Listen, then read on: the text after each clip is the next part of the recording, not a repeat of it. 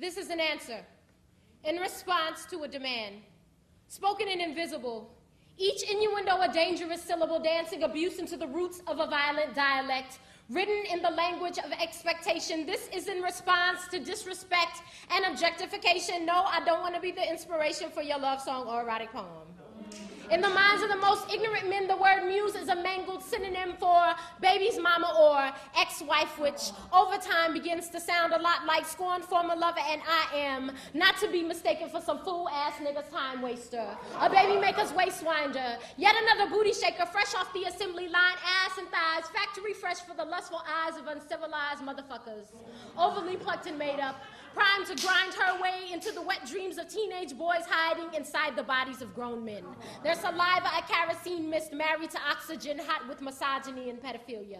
Hands hungry for exposed breasts. Imaginations feverish, infected with fantasies of vaginas awaiting penetration. This is for victims of rape and molestation. This is a thirst for blood, broken hands, castration, execution, tongues of the verbally abusive cut out of mouths, teeth kicked in, whichever punishment seems the most suitable as pertains to the offense. This is self-defense and the protection of innocence. This is me daring a motherfucker to violate the sacred. This is promise and prophecy. A hand on me leaves permanent prints embedded in God's memory.